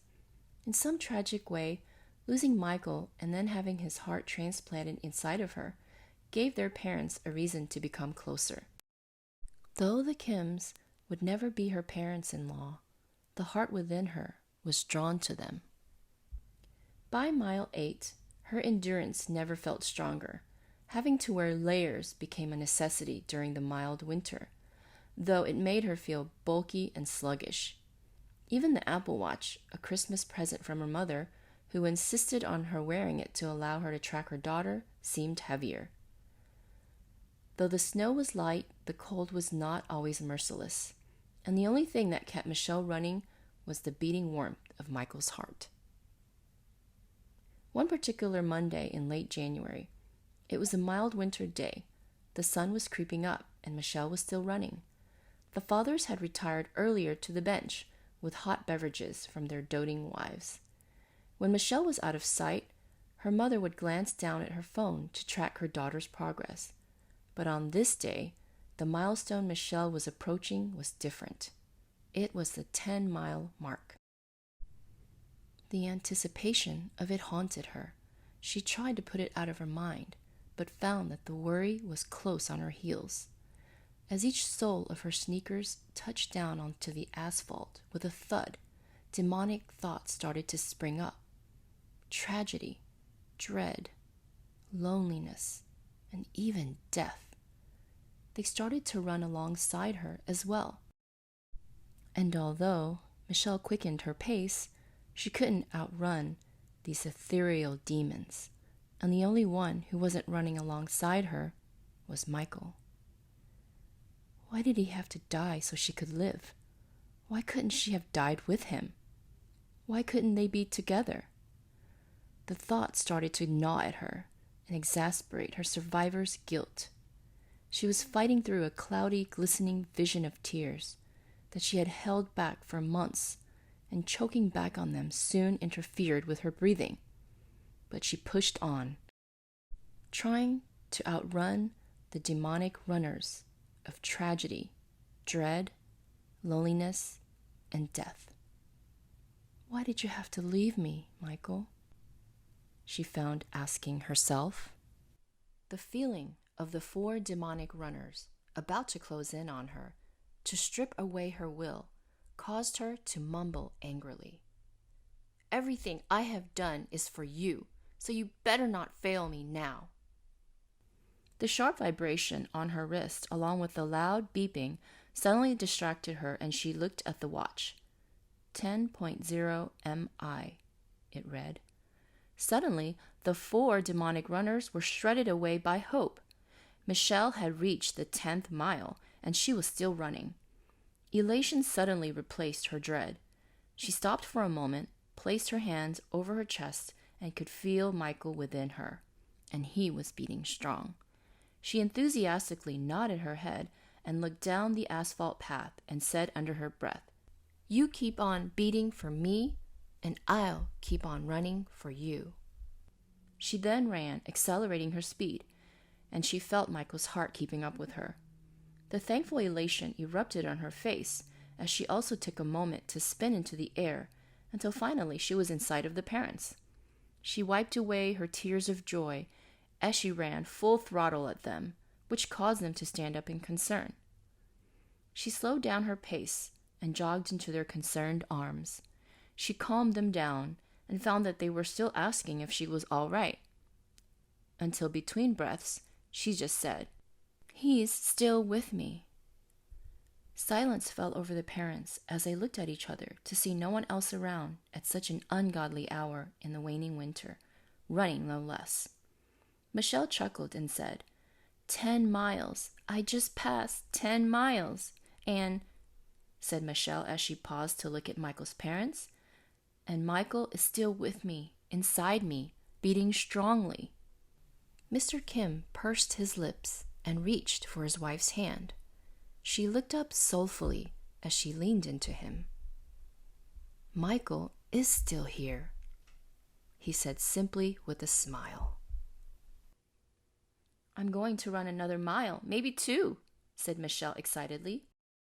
Just 1 more, stammered Mrs. Wang as everyone abruptly looked at her. Noticing that she had drawn attention to herself, she whispered, It's cold, and I'll treat everyone to dim sum, she said sheepishly as everyone laughed. I'll be back, Michelle paused. We feel great, as she turned and happily ran away. Later that night, she called Michael's number and felt that the natural runner's high of that day had never left her. Michael, I did it! Not only did I run 10 miles, but I ran 2 more. 12 miles total. I'm like almost halfway there. Michelle paused before her excitement softened. I'm not even sure why I'm calling you. It's just such a stupid thing to do. But it feels like the right thing to do at the same time. I'm so confused because when I hear your voice, I just feel you're listening to all my messages. How many, I can't even begin to tell you. But I want to think you're listening to them, to me. You didn't fail me today, and I could feel you even more today. I'm going to finish this, Michael, because I still love you. After mile 15 and later that night, Michelle let out a groan interlaced with fatigue and relaxation. Her damp hair dangled freely as she leaned back as much as she could in the chair with her robe loosely fitted around her. Her eyes were closed as her breaths were deliberately long. She gripped the ends of the armrest and pulled forward, leaning over her legs as she stared down at her 2 tired feet, soaking and being pampered by the Epsom salt bath. The soreness in her legs was starting to take a weekly toll. She looked down at her smooth legs and could tell that they were the most toned they'd ever been. Her calves were shapely, and she wondered if she'd be able to maintain them after the marathon. She reached into her robe's pocket to reveal her cell phone. She looked down at the wallpaper of her and Michael and smiled. Call Michael, she said, using the newly enabled voice command feature. Calling Michael, the phone responded. After the familiar greeting, she gently swept her damp hair behind her ear and grinned. Hi, Michael. It's me. You won't believe what I'm doing. I'm soaking my feet in Epsom salt. I thought only old people do this, she said with a chuckle. I hit mile 15 today. Yeah, the running has been good, but it's really wearing down my body. But you'd be impressed by how fit I am, and my legs look great. I know how much you always loved my legs, she said with a mischievous grin. Your parents have been great, and they're taking turn with my parents. As my miles are getting up there, I'm spending more time running. A bit over 3 hours now, and that's a lot of time for our parents to watch over me. My mom taught everybody how to use a defibrillator. Isn't she so cute? Oh, spring is coming. It wasn't a bad winter, thankfully. And your sister runs with me each weekend and tries to keep up. We all miss you. But I think when your parents and Julie are with me, they feel they are still with you. The marathon is only a few weeks away now, and I think I'm making good progress. I think once I hit mile 20, I'll feel a lot better. I can feel your heart beating stronger now, and I know you won't let me down. So I won't let you down. I love you. Heartbreak Hill, exclaimed Julie as she came bursting through the door that Saturday morning, 2 weeks before the marathon. Michelle grabbed onto the door to prevent herself from losing her balance. After the abrupt entry, Michelle quickly closed the door and responded, what are you talking about? Julie pulled out her laptop and set it out on the breakfast kitchen counter. Her morning demeanor was unusually serious, and she pointed to the website that she was looking at before. "Honey, listen. I was looking at the Boston Marathon route, and did you know there are some crazy elevation changes?" "Sort of, but before Michelle could finish, Julie interrupted. "Honey, look at this." Michelle looked at the website that listed the elevation changes, starting in the town of Hopkinton, through every single mile before finishing in front of the Boston Public Library in Copley Square. It's downhill most of the way, but at mile 21, it goes from 143 feet to 228 feet, stated a concerned Julie. By mile 21, you're going to be really tired, but you need to make it over this hill. Can you believe it's called Heartbreak Hill? Michelle absorbed what Julie was saying, along with what was on the website, and admitted that she hadn't reviewed the marathon route in detail. Heartbreak Hill is at mile 21? She asked herself. How tired could she be? It would be awful to run 21 miles only to find heartache at Heartbreak Hill. "Honey," pleaded Julie, as Michelle looked back at her. "We need to run a hill before this marathon and get Michael's heart ready for it." Michelle felt Michael's heart skip a beat, and she found herself disarmed by Julie's sincere compassion for her, as a smile crept across her lips. "I have a plan," exclaimed Julie. "You have a plan too? Tell me," asked the smiling Michelle. "Seeing as your mom won't let you out of her sight, we'll run about 5 miles around the Charles, and then we'll run toward Beacon Hill. Once we get to the top of the State House, we'll run back down through the Common and run up the hill again from Arlington and Beacon Street. Sounds good?" asked Julie.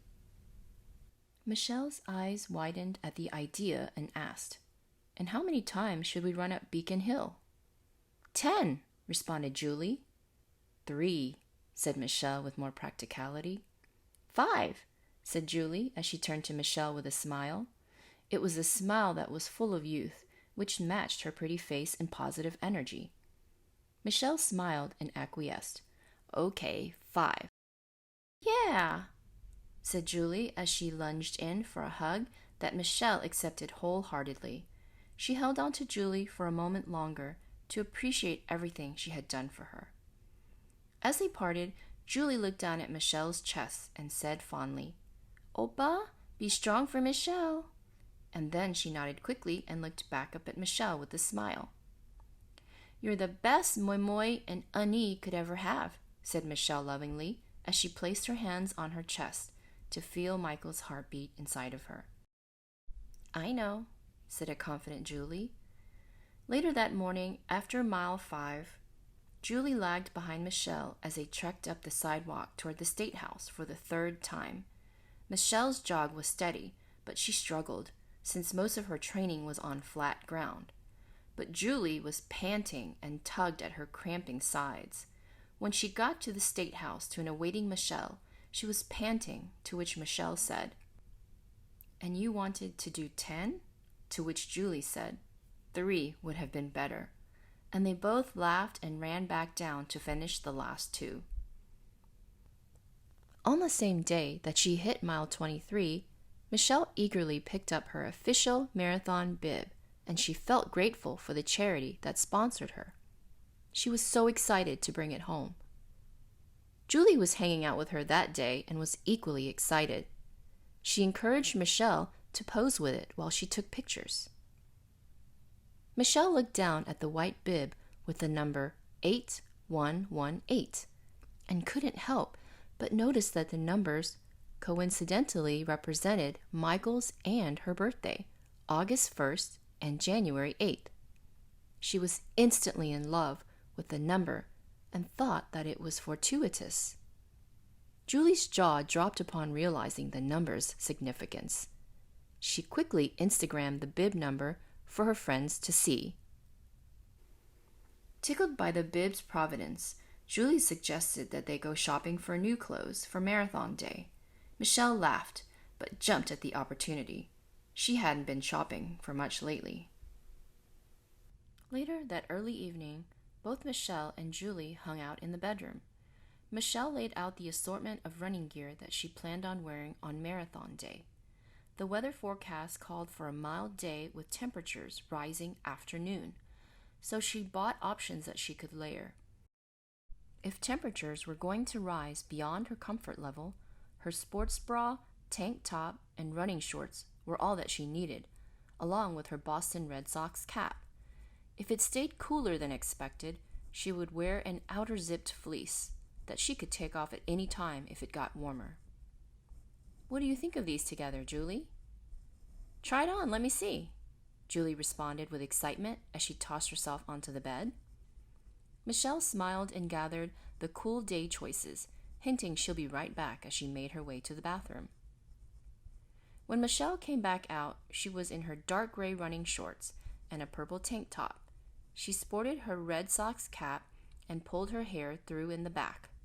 Her ensemble accentuated her fitness and slender physique. "Oni, you look so pro. Let me Instagram it," exclaimed Julie. "One sec," said Michelle as she went into the closet.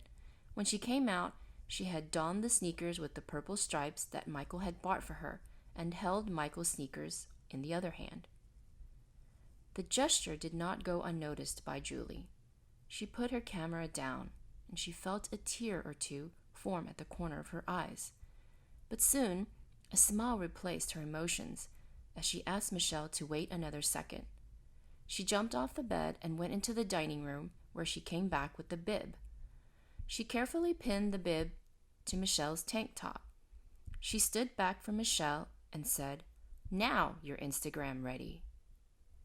Michelle laughed, and she posed as gracefully as any runner would all the while, displaying Michael's empty running shoes. In between each giggled shot, she could feel Michael's heart flutter. "Let me see," asked Michelle, and Julie excitedly showed her the pictures she took of her. It was one shot, though, where her right arm folded beneath the bib, with her left arm folded toward the camera, holding on to Michael's shoes while she turned her torso to the camera that caught her attention the most. It projected graceful confidence, and with the bib mostly in sight, along with the sneakers, the reason for her running the marathon became crystal clear. "Ani, you look like a K-pop idol here. I love it," exclaimed Julie as Michelle blushed at her compliment. "Send it to me too," asked Michelle. Then she added, "Send them all to me." Julie looked up with a smile and replied, "Of course." Later that night, after Julie had left an evening of sisterly bonding, Michelle slipped beneath the covers and, as usual, had her phone in hand. She swiped through the impromptu fashion shots and came back to her favorite one. A warm smile came over her face as she texted the photo to Michael with the message, "For you, Michael. Love you." The night before the marathon, she had returned from a carbohydrate-rich meal of Korean noodles with her parents and Michael's family. They were all so supportive, and even her mom tossed away her nervousness and expressed how proud she was. She had laid out her running gear on her dresser, and the sneakers that Michael had bought for her were by the door. Her damp hair clung to her as she sat in the middle of the plushy carpet of her bedroom. Her white cottony robe draped about her, with her legs somewhat exposed. She fiddled with her phone, and a quick nod indicated that she finalized her playlist for marathon day. She then called Michael, and though she had heard his greeting 1,000 times, his voice always brought a smile to her face. "Michael, it's the night before the marathon. It's finally here, and I still can't believe it. I just wanted to let you know how much you meant to me during this time. Through all the training, my mother's yelling, your family's support, the cold weather, the days when I ran through the rain, and the really lonely days when you weren't with me, but in some way, you're always inside of me." Michelle turned her left hand over, and a glistening light came into view as her engagement wedding ring appeared. A tear seeped out slowly as she managed a smile. We'll never get married in this life, Michael, but we'll always be together. I put together a playlist of the songs that I think we would have played at our wedding. Okay, they're probably more my songs, but you would have liked them too. Wish me the best of luck, and you'll be with me at the finish line. I love you. The next morning, a cool, crisp day with temperatures hovering in the mid-50s greeted Boston Marathon Day, a celebrated day in the city's history. Michelle found herself in the throngs of thousands of like-minded runners. Michelle hung back and was in her own world. She wasn't thinking about the other runners. She wasn't out to break any new records. She was only concerned with running over the finish line with the heart of the love of her life and completing something for him in return for his gift that saved her life. As she jogged lightly in place in her running gear, covered in a zippered running top that she still managed to show her fit, slim figure while donning her Red Sox cap with her hair pulled through the back, she listened to her marathon playlist. But soon she was distracted by a shadow passing in front of her, and she looked up. A man with brownish hair and a reasonably fit physique smiled as he got Michelle's attention. Michelle pulled away her right earbud. Ni hao, he said. Michelle suddenly cringed inwardly, but responded politely. Hi there. Oh, you speak English? That's great. Is this your first marathon? He asked.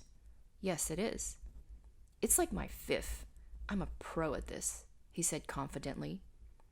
That's great to hear. I'm just a little worried about Heartbreak Hill, Michelle said politely. The man came a step closer to continue the conversation. You should be. It's a tough hill. I'll tell you what, why don't we run together?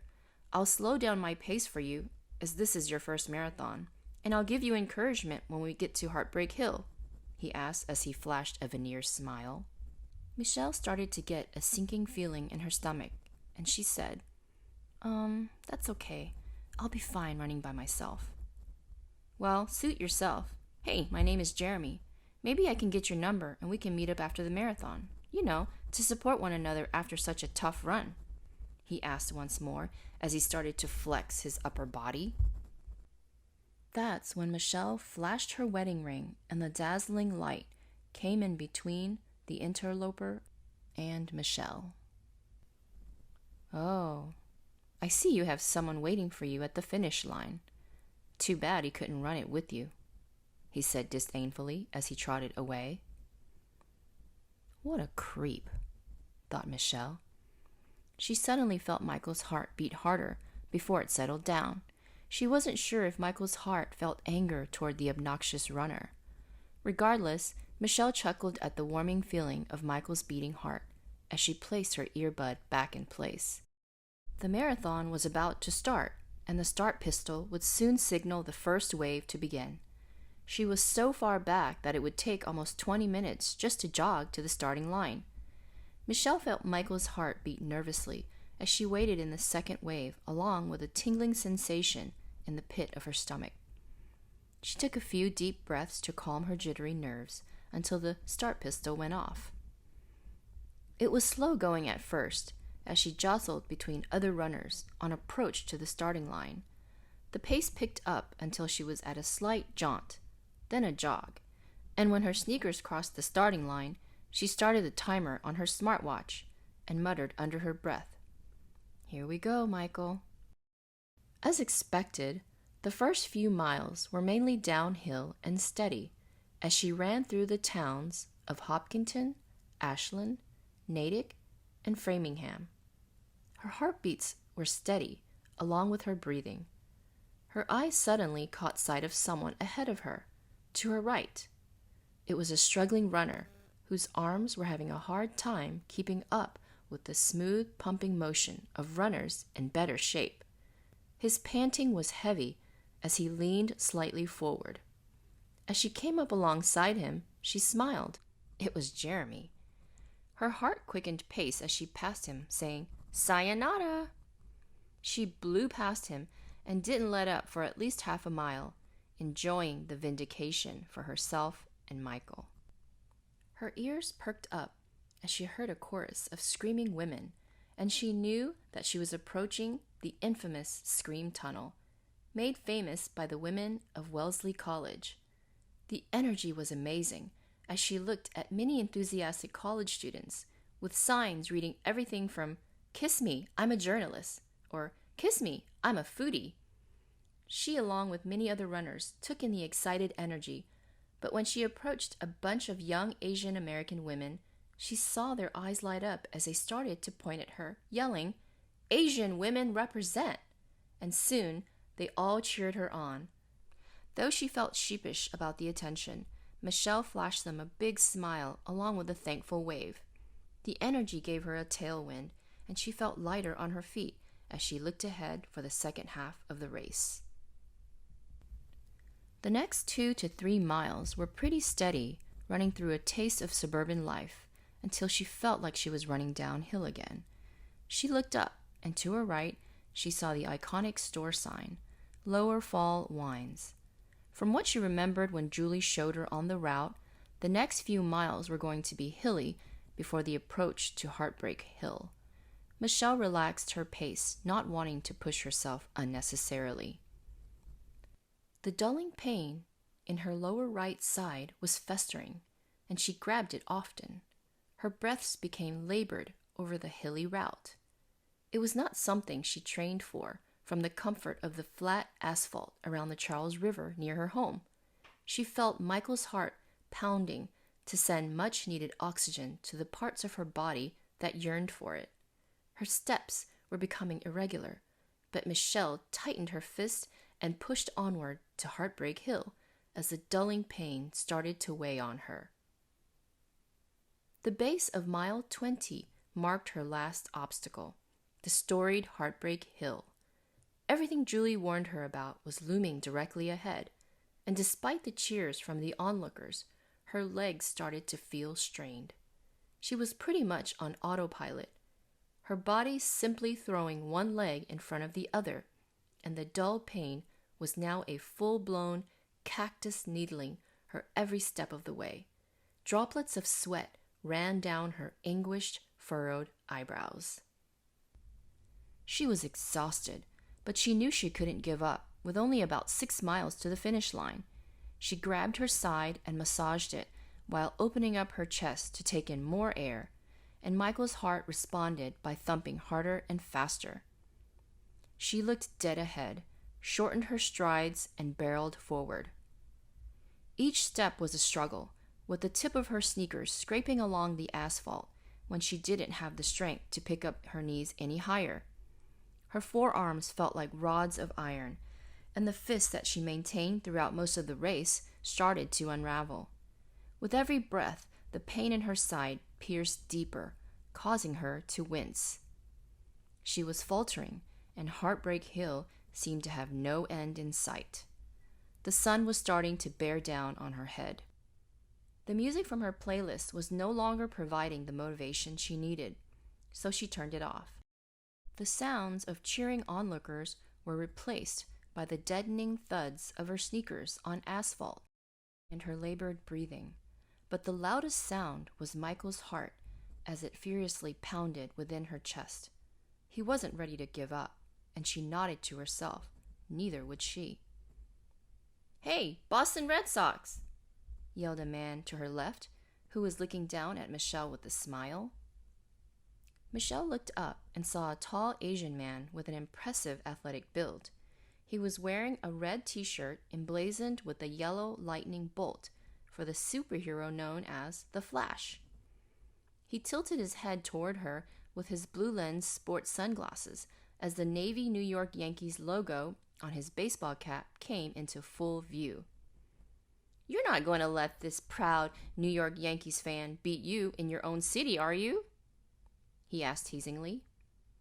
Michelle smiled, and for a moment the dulling pain abated and she let out a grin. "Definitely not," she exclaimed with a smile. "Good. You can do it. You're in the home stretch. Think good thoughts and you'll cross that finish line," he said with a wave before he said, "Catch me if you can," and he pulled away from her. Michelle took the competitive teasing well and kept her eyes focused on his red shirt as she tried to keep pace with him. But soon he faded away over the hill. That's when she realized that she was close to the top of Heartbreak Hill. She pushed through the seemingly hardest steps of her life when suddenly she too crested over Heartbreak Hill. She could see the downhill route ahead of her. She let out a sudden gasp of exhilaration and smiled gratefully. She shook off the weight from her forearms, reclenched her fists, and enjoyed the downhill run. But her exhilaration was short-lived. The reverberations of each pounding downhill step shot up her legs, stealing energy and stiffening them. The thorny pain at her side was still there, clinging like a stubborn cactus-like parasite. Her legs felt as if they were pushing through waist-deep water. Each push was exhausting, but Michael's heart continued to pound within her chest, giving all that it could. Anguished tears started to seep out from the corners of her eyes, hidden away from view by the brim of her baseball cap. Each breath was choked back by emotional surrender. She couldn't see how she could finish the next 6 or so miles. She could feel her legs slowing down. She wanted to stop and put her hands to her knees and just rest, but she knew if she did, she could lose her momentum and not finish the marathon. That's when a cool breeze grazed her from the right, and she looked toward it. There it was, the Chestnut Hill Reservoir, and she smiled. Michael had taken her on many strolls around the serene reservoir, and she had enjoyed them so very much. The way he held her hand warmly and glanced down at her with that charming smile of his. Everything good in that memory started to fill her with a new sense of energy. She smiled, wiped away her tears, and took in heavier, measured breaths. She could feel Michael's heart enriching itself with reservoir air. She looked ahead and pushed her legs forward, freeing themselves of the moorings that held them back. She crossed the tracks of Cleveland Circle and could see lines of cheering Brookline residents along Beacon Street. She saw the Dunkin' Donuts and laughed out loud at a memory of Michael bringing out a strawberry colada for her when she had a sudden craving. They were already late meeting up with friends for Sunday brunch, but he had made a U-turn nonetheless to get her what she wanted because she was being bratty that morning. However, it made that morning so much happier for her, and he loved doting on her. She smiled at the memory, which invigorated her as a newfound energy started to spring up in her legs. She ran down Beacon Street, looking around, and saw Athan's Bakery after crossing Washington Square. A romantic night with Michael one evening when she was frustrated with work seeped out from her memories. There, he indulged her in her favorite dessert, tiramisu. All the while, he patiently listened to her, and by the time she took her first bite of the tiramisu, she had forgotten her frustrating day at work. Instead, she had enjoyed a pleasant night out with Michael, who just smiled at her from across the small marble table. She was flabbergasted when he scooped up the last tiramisu bite, but after a devilish grin, he fed her the last bite and she savored the chocolatey, creamy mascarpone filling and the taste of amaretto. The memory from that night fueled her even more, and she ran past with firmer strides. The exuberant crowd at Coolidge Corner was infectious, and she could feel Michael's heart feeding off of it, pumping ever more smoothly for Michelle's last few miles. The grin across her face only got bigger when she saw her favorite Japanese restaurant to the left, Fugakyu. There, she and Michael had enjoyed many date nights enjoying the delicious sushi. The sake aburi being one of her favorite appetizers, featuring torched salmon on top of a seafood salad. But it was the in-house green tea crepe cake that was the highlight of the night. Michelle had a weakness for all things sweet, and Michael would watch her endearingly with every sweet bite she took. She found a new spring in her steps. She was past mile 24, and she had come so far. She knew that the finish was in sight for both Michael and herself. As she approached Kenmore Station, a haunting but profound memory came rushing in. She and Michael were just leaving from a Red Sox win at Fenway Station when they were taunted by 3 drunk white men. They made suggestive sexual remarks towards her and racist remarks at Michael. Anger welled up from inside her, but at the same time she was afraid, since there were 3 of them and only just the 2 of them. Michael shielded her from the 3 harassers and told her to ignore them as they made their way to the train station. But one of the men brazenly came up to Michael from behind and wouldn't be ignored. Michael quickly swung around and pushed the man back. That man then tried to take a swing at Michael, who ducked out of the way and punched the man in the face, knocking him flat on the back, unconscious. The 2 other men hesitated, but Michael stood his ground, and they backed off. He then shepherded a stunned Michelle down the steps into the train station. Michelle would always remember how Michael always protected her. She found her fists clenched in anger, and she knew that Michael's heart was fueling it. But she relaxed her clenched fists and took the new energy in stride, continuing onward toward the finish line. The sidelines along the marathon route were overwhelmed with onlookers, but she became more focused upon seeing the 1 more mile sign. She choked up in happiness. She started to veer to the left, and she could see the Massachusetts Avenue underpass. That was it. Once she emerged from the underpass, she would take that right turn, then a left, to emerge onto Boylston Street. That emergent scene from TV news coverage of previous marathons was famous. There was no one else in front or back of her for about 100 feet. Soon she descended into the underpass, and for a moment all the deafening noise of the onlookers and the ambient city sounds seemed to disappear. She could hear each footstep hitting the pavement as her tired calves reverberated to absorb the impact. Her breathing was loud, but it was Michael's heart that seemed the loudest, amplified by the concrete along the short, open-ended chamber. Time slowed down as finally it was just her and Michael, speaking together through heartbeats. She smiled and muttered under her breath, "Thank you, Michael." The noise of the marathon soon rushed in as she emerged from the underpass. The last of the pain holding her right side had finally worn off, no longer able to feed off the despair and pain that she had felt many miles back. She was finally free to finish the marathon unencumbered, and she took the right turn with determination onto Hereford Street. She made quick work of Hereford Street and took the left onto Boylston Street. The end was in sight, and she started passing many other places where she and Michael had enjoyed sweets. But at that moment, she only wanted to savor the sweetness of crossing the finish line for Michael. She passed the Prudential Mall on the right, and finally, her sneakers crossed over the iconic blue and yellow finish line. Her arms pumped upward as she savored the finish, and the seconds thereafter passed quickly. As she slowed down, volunteers threw a silvery foil blanket over her and handed her a bottle of water as she slowed down and took in more breaths. Without looking, she stopped the timer on her smartwatch and was led to the medical area. She was exhausted, but she found herself to be well enough to walk.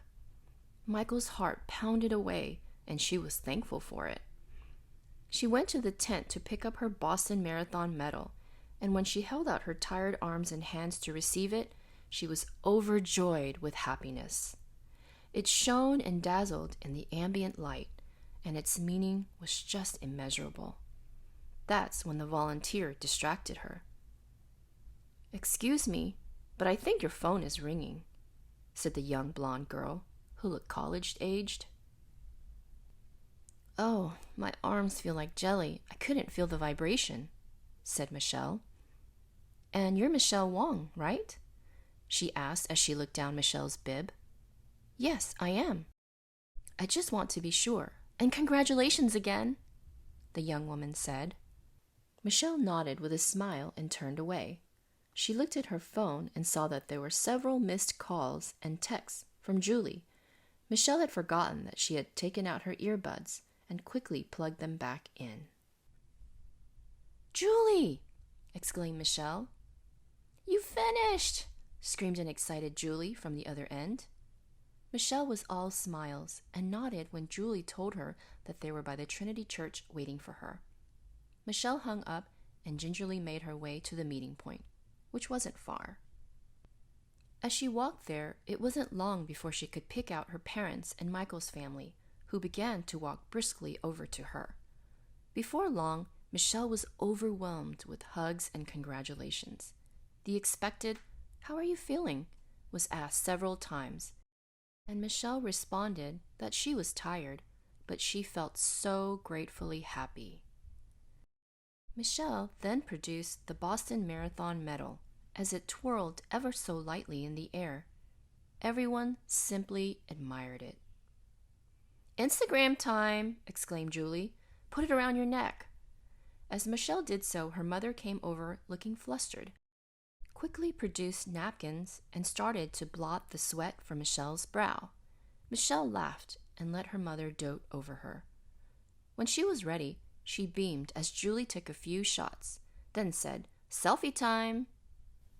Michelle's parents, along with Julie's parents, awkwardly posed around Michelle as Julie got in front of her parents and asked everyone to look into the camera. "Excuse me," said an older man who had on a Boston Marathon cap and matching windbreaker. He approached them from behind with a clipboard in his hands, along with the same young blonde woman who had handed to Michelle her Boston Marathon medal. Michelle and everyone turned around to face the man, as Michelle said, "Yes?" "I didn't mean to intrude on such a wonderful moment, completing the Boston Marathon, but I just wanted to confirm, are you Michelle Wong?" he asked. Michelle looked at her parents and turned back to the man. "That's me." "Ah, great. Lydia here told me that you had picked up your medal for completing the Boston Marathon. My name is James, and I'm with the Boston Athletic Association, which manages the marathon. We understand from your application that you're not only running for yourself, but also your late fiancé. Very sad news, and you have our heartfelt condolences. But what makes your story so much more extraordinary is that you have his heart inside of you." Michelle instinctively brought her hand closer to her chest to feel the steady beat of Michael's heart. She wasn't sure where James was going as she continued to look at him.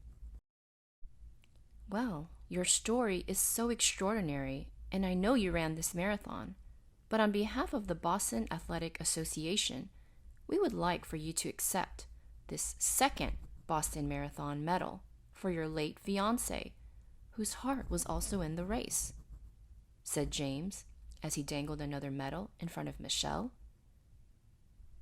A wave of happiness crested over Michelle as she happily reached out for Michael's medal. The rest of the family was in awe, and soon Mr. Kim extended his hands to James, who received it with a big smile.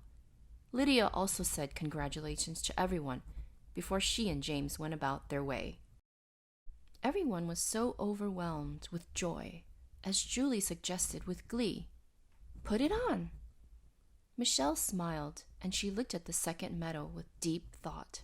She looked up and smiled at Michael's parents, took a step toward them while extending the medal to Michael's father. A befuddled expression came over Mr. Kim as he slowly grasped the medal by the ribbon. "You should have this. Michael would have wanted it that way," said a grateful Michelle. As Mr. Kim held the ribbon, Mrs. Kim held the medal gently in the palm of her hand, taking in what it meant to them. "Our son," said Mr. Kim somberly, as a tear came from Mrs. Kim's eye. She then looked up at her husband, and in a silent moment, and he nodded. Mr. Kim took a step toward Michelle, who was ready to receive a hug, when suddenly Mr. Kim raised the ribbon over her head. Michelle was caught off guard as Michael's medal soon settled next to her own. Before Michelle was able to protest, Mrs. Kim stepped forward reassuringly. She clasped the two medals together where the ribbon connected to them at the top and gently pressed the palm of her hand against Michelle's chest. With fondness, Michelle placed both of her hands on top of Mrs. Kim's hands and pressed it firmly against her chest. Mrs. Kim closed her eyes and felt the steady thump of her son's heart, then another. She opened her eyes and looked at Michelle's eyes. Michael wanted to finish with you, but he couldn't. But you made it possible. His medal belongs here, where his heart is, with you, said an emotional Mrs. Kim. Michelle's lips trembled, and her eyes glistened at Mrs. Kim's words. Mrs. Kim looked at Michelle's chest and spoke to Michael's heart. 사랑해, 아들, Korean for love you, son. She then looked up affectionately at Michelle. 사랑해, 딸, Korean for love you, daughter. Michelle was touched by Mrs. Kim's words, and from the jump in Michael's heart, she was certain he felt it as well. She looked fondly back at his mother.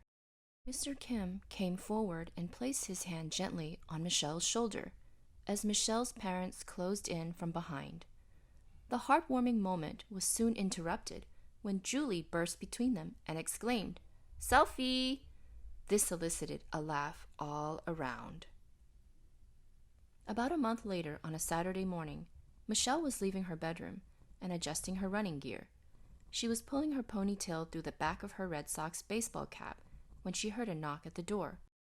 She opened the door to Julie, who stepped through in her own running gear. "The weather is great out there, Annie," said Julie as she hugged Michelle warmly. "I'm ready for a marathon," teased Michelle. "No, just 5 miles," pleaded Julie. "Okay, just 5 miles," teased Michelle. "Wait, let me grab my phone." Michelle approached the coffee table, and in the center was a collage of her and Michael in several loving poses. Another picture was of Michael crossing the finish line for his 10K. The other was her holding both medals on the day of the Boston Marathon. A small assortment of the selfies that Julie had taken that day rounded out the collection. To the right, nestled gently inside the frame, were the 2 Boston Marathon medals. Michelle grabbed her phone, paused, looked at the collage, and then at the 2 medals side by side, and thought, "We are a perfect match." The end. Dedicated to the victims of the Boston Marathon bombing: Sean Collier, Crystal Campbell, Martin Richard, Lou Lingsey, and Dennis Simmons, whose spirit will live on in Boston Strong's resilience to finish each and every succeeding marathon. Perfect Match, part of the Tamago Stories, an original story by Vincent Yee, available on Amazon in Kindle as paperback and, of course, in Audible. Get your copy today, where Asian American men and women are the heroes. Asian representation.